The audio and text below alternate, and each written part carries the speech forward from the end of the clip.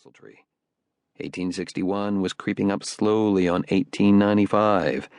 His thoughts ran a great deal on the Civil War, somewhat on his dead wife and son, almost infinitesimally on his grandson Anthony. Early in his career, Adam Patch had married an anemic lady of 30, Alicia Withers, who brought him $100,000 and an impeccable entree into the banking circles of New York. Immediately and rather spunkily, she had borne him a son, and, as if completely devitalized by the magnificence of this performance, she had thenceforth effaced herself within the shadowy dimensions of the nursery. The boy, Adam Ulysses Patch, became an inveterate joiner of clubs, connoisseur of good form, and driver of tandems. At the astonishing age of 26, he began his memoirs under the title New York Society as I Have Seen It. On the rumor of its conception, this work was eagerly bid for among publishers, but as it proved after his death to be moderately verbose and overpoweringly dull, it never obtained even a private printing. This Fifth Avenue Chesterfield married at 22. His wife was Henrietta Lebrun, the Boston Society contralto, and the single child of the union was, at the request of his grandfather, christened Anthony Comstock Patch. When he went to Harvard, the Comstock dropped out of his name to a nether hell of oblivion and was never heard of thereafter. Young Anthony had one picture of his father and mother together.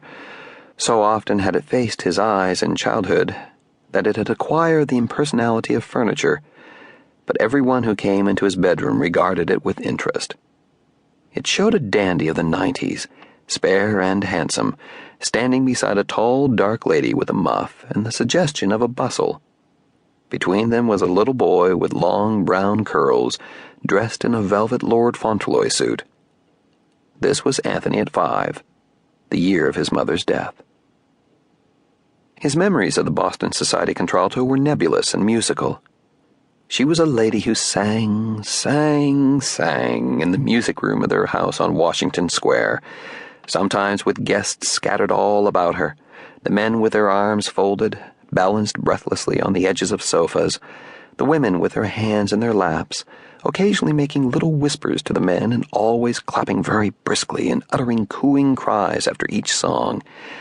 And often she sang to Anthony alone, in Italian or French, or in a strange and terrible dialect which she imagined to be the speech of the Southern Negro. His recollections of the gallant Ulysses, the first man in America to roll the lapels of his coat, were much more vivid.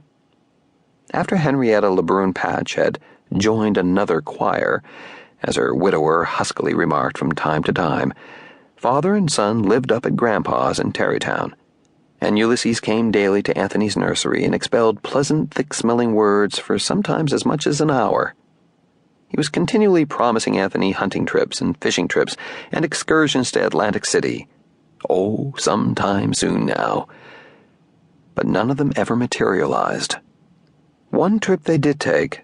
When Anthony was 11, they went abroad to England and Switzerland, and there in the best hotel in Lucerne his father died with much sweating and grunting and crying aloud for air. In a panic of despair and terror, Anthony was brought back to America, wedded to a vague melancholy that was to stay beside him through the rest of his life. Past and person of the hero. At 11, he had a horror of death. Within 6 impressionable years, his parents had died and his grandmother had faded off almost imperceptibly, until, for the first time since her marriage, her person held for one day an unquestioned supremacy over her own drawing room. So to Anthony, life was a struggle against death that waited at every corner.